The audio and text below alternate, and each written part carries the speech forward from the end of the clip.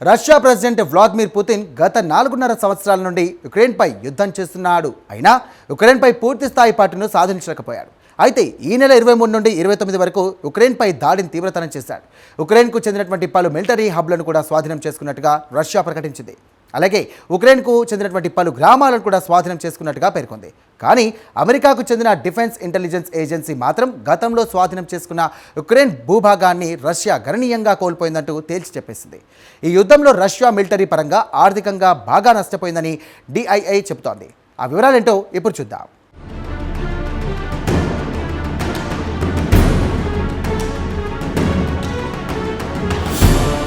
Russia Ukraine యుద్ధం గత 4 సంవత్సరాల నుంచి అలా కొనసాగుతోంది. అయితే ఈ నెలలో యుక్రెయిన్ మిలిటరీ హబ్లతో పాటు పలు గ్రామాలను స్వాధీనం చేసుకున్నట్టు రష్యా ప్రకటించింది. తూర్పు యుక్రెయిన్లోని పలు గ్రామాలను స్వాధీనం చేసుకున్నట్టు రష్యా రక్షణ మంత్రిత్వ శాఖ వెల్లడించింది. ఖార్కివ్ రీజియన్లోని పలు గ్రామాలు కరైచ్నే, బుడార్కీ, డిప్రోపెట్రోవస్, నోవో పిడోరోర్ని, లిస్పే గ్రామాలను స్వాధీనం చేసుకుంది. కాగా రష్యా రక్షణ మంత్రిత్వ శాఖ మాత్రం తాము స్వాధీనం చేసుకున్న గ్రామాల నుంచి యుక్రెయిన్ సైనికులను తరిమికొట్టామని చెబుతోంది. అంతర్జాతీయ సరిహద్దులను దాటించామనేది రష్యా వాదన. కాగా రష్యా గ్రౌండ్ ఆపరేషన్తో పాటు భారీ ఎత్తున వైమానిక దాడులకు పాల్పడుతోంది. ఒకవైపు డ్రోన్లతో పాటు మిసైల్స్తో యుక్రెయిన్ను నిలువున వణికించింది. ఈ నెల 23 నుంచి 29 వరకు భారీ ఎత్తున దాడులకు పాల్పడింది. యుక్రెయిన్ రాజధాని కీవ్ నుంచి మారుమూల ప్రాంతాల వరకు హైపర్సోనిక్ ఆయుధాలతో పాటు డ్రోన్లతో విచ్చలవిడిగా దాడి చేసింది రష్యా.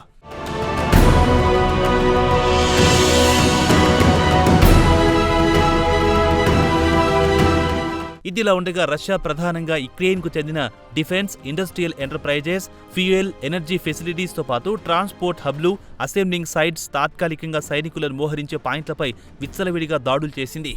అయితే రష్యా రక్షణ మంత్రిత్వ శాఖ యుక్రెయిన్ భూభాగంలో పెద్ద ఎత్తున చొచ్చుకుపోయామని చెబుతున్న పాశ్చాత్య దేశాలకు చెందిన ఎనలిస్టులు, ఉదాహరణకు institute for the study of war మాత్రం రష్యా రక్షణ మంత్రిత్వ శాఖతో విభేదించింది. అది కాకుండా యుక్రెయిన్ మిలిటరీ అధికారులు మాత్రం తమ భూభాగాన్ని రష్యా స్వాధీనం చేసుకోలేదని బలంగా చెబుతోంది. గత 4 సంవత్సరాల నుంచి యుక్రెయిన్తో యుద్ధం చేస్తున్న ఈ ఏడాది కేవలం 104 చదరపు కిలోమీటర్ల యుక్రెయిన్ భూభాగాన్ని స్వాధీనం చేసుకుందని institute of the war study ఒక నివేదికలో వెల్లడించింది. గత ఏడాది ఇదే మే నెలకు 1619 చదరపు కిలోమీటర్ల యుక్రెయిన్ భూభాగాన్ని స్వాధీనం చేసుకుంది రష్యా. ఇక పుతిన్ అవాస్తవాలు చెప్పి లేనిపోని డిమాండ్లను తెరపైకి తేవడానికి యత్నిస్తాడని ఐఎస్డబ్ల్యూ ఆందోళన వ్యక్తం చేసింది.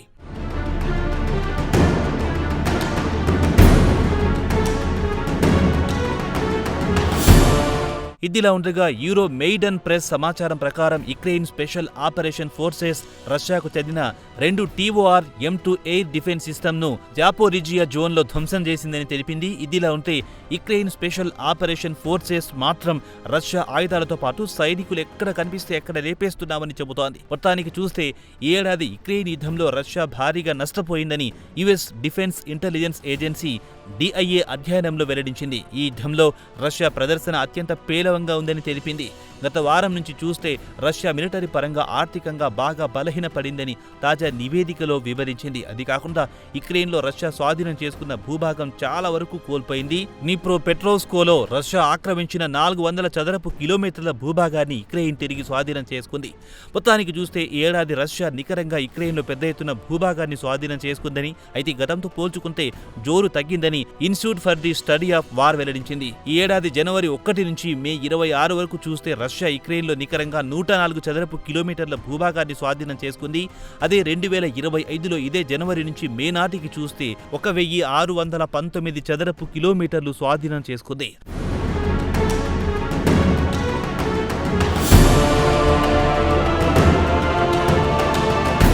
అయితే రష్యా దళాలు సుమారు 628 చదరపు కిలోమీటర్లు స్వాధీనం చేసుకున్న వాటిని తమ అధీనంలో ఉంచుకోలేకపోతోంది. అయితే యుక్రెయిన్ ప్రెసిడెంట్ జెలెన్స్కీ మాత్రం ఈ ఏడాది రష్యాకు చావుదెబ్బ కొట్టామని చెబుతున్నారు. సుమారు 1,45,000 మంది సైనికుల్లో 86,000 మందిని చంపామని, మరో 59,000 మంది తీవ్రంగా గాయపడ్డారని తెలిపారు. కాగా తాము ఎంతమందిని చంపామో దానికి కావాలంటే వీడియో సాక్ష్యాలున్నాయని చెప్పారు. ఇదిలా ఉంటే యుక్రెయిన్ రక్షణ మంత్రి మిఖిలావ్ ఫెడోరోవ్ మాత్రం ఈ ఏడాది రష్యా యుక్రెయిన్లో 179 చదరపు కిలోమీటర్ల భూభాగాన్ని కోల్పోతే గత ఏడాది 67 చదరపు కిలోమీటర్లు స్వాధీనం చేసుకున్నామని చెప్పారు. కాగా యుక్రెయిన్ అంచనా కంటే ఎక్కువ మొత్తం యుద్ధంలో రష్యా స్వాధీనం చేసుకున్న భూభాగాన్ని కోల్పోయింది. ఇదిలా ఉండగా ఈ యుద్ధం రష్యాను ఆర్థికంగా దివాలా తీయించే స్థాయికి తీసుకెళ్లిందని ISW అంచనా వేసింది. యుక్రెయిన్తో యుద్ధం వల్ల బడ్జెట్లో కోత విధించి మిలిటరీకి కేటాయింపులు పెంచాల్సి వస్తోంది. అదే సమయంలో రష్యా సెంట్రల్ బ్యాంక్ వద్ద ఉన్న విదేశీ మారక ద్రవ్యం నిల్వలు తరిగిపోతున్నాయి. దీంతో పాటు రష్యా వద్ద బంగారం నిల్వలు కూడా క్రమంగా కరిగిపోతున్నాయి. రష్యా సెంట్రల్ బ్యాంక్ విడుదల చేసిన నివేదిక ప్రకారం ఈ ఏడాది రష్యా సుమారు 27.9 టన్నుల బంగారం విక్రయించింది. దీని ద్వారా సుమారు $4 బిలియన్ సమకూర్చుకుంది. దీంతో రష్యా వద్ద క్రమంగా బంగారం నిల్వలు తగ్గిపోతాయని, 2022 తర్వాత నుంచి చూస్తే బంగారం నిల్వలు అత్యంత కనిష్ట స్థాయికి పడిపోయాయని ISW ఒక నివేదికలో వివరించింది.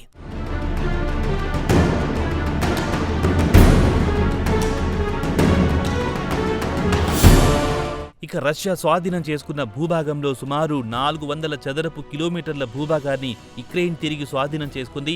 కాగా యుక్రెయిన్ స్టార్లింక్ శాటిలైట్ సర్వీసెస్ ను వినియోగించుకుని రష్యాపై ఎదురు దాడి చేస్తోంది. రష్యా లాజిస్టిక్స్ ను, మిడ్ రేంజ్ డ్రోన్లను, ఆర్టిలరీ స్ట్రైక్ ను గట్టిగా తిప్పికొట్టామని యుక్రెయిన్ రక్షణ మంత్రి ఫెడ్రోవ్ చెప్పారు. వ్యూహాత్మకంగా రష్యా సామర్థ్యాన్ని దెబ్బతీస్తున్నామని ఆయన ఆత్మవిశ్వాసంతో చెప్పారు. యుక్రెయిన్ దెబ్బకు రష్యా సైనికులు ఫ్రంట్ లైన్ కు రాకుండా అడ్డుకుంటున్నామని, ప్రస్తుతం రష్యా ఆధిపత్యానికి గండి కొట్టామని ఆయన తెలిపారు. కాగా యుక్రెయిన్ కు యూరోపియన్ యూనియన్ నుంచి పెద్ద మొత్తంలో ఆయుధాలతో పాటు డబ్బు సాయం అందుతోంది. ఈ నెల 28న స్వీడన్ యుక్రెయిన్కు 16 గ్రైపిన్ యుద్ధ విమానాలను విరాళంగా ఇస్తున్నట్టు ప్రకటించింది. అలాగే యూరోపియన్ యూనియన్ $2.9 బిలియన్ రుణమివ్వడానికి అంగీకరించింది. దీంతో యుక్రెయిన్ అదనంగా 20 గ్రైపిన్ యుద్ధ విమానాలు కొనుగోలు చేయనుంది. గతంలో తమ వద్ద ఉన్న ఎయిర్ డిఫెన్స్ సిస్టమ్స్ పరిమితంగా ఉండేవి. ప్రస్తుతం గ్రైపిన్ ఫైటర్స్ అందుబాటులో రావడంతో 200 కిలోమీటర్ల దూరంలో వాటిని ధ్వంసం చేయగలమన్న ధీమాను జెలెన్స్కీ వ్యక్తం చేశారు.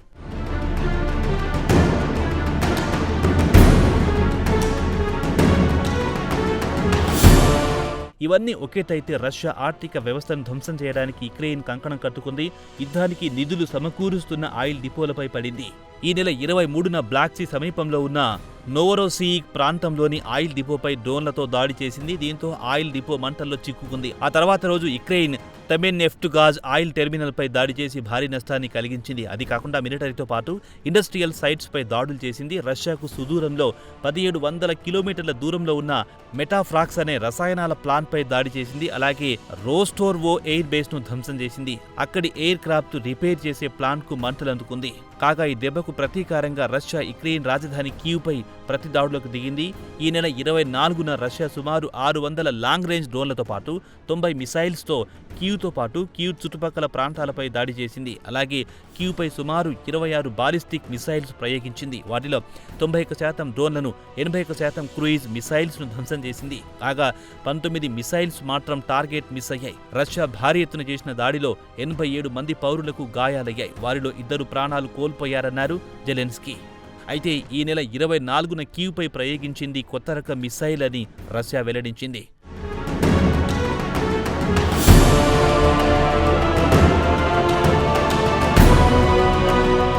ఇదిలా ఉండగా యుక్రెయిన్ యుద్ధంలో రష్యా ఇటు సైనిక పరంగా అటు ఆర్థిక పరంగా బాగా నష్టపోతోంది. పుతిన్ పైకి మేకపోటు గాంభీర్యాన్ని ప్రదర్శిస్తున్నా రోజురోజుకు పట్టు కోల్పోతున్నాడు. ఇక యుక్రెయిన్కు యూరోపియన్ యూనియన్ మద్దతు తెలపడంతో యుక్రెయిన్లో పుతిన్ పాచిక పారడం లేదనేది ఎనలిస్టుల అభిప్రాయం.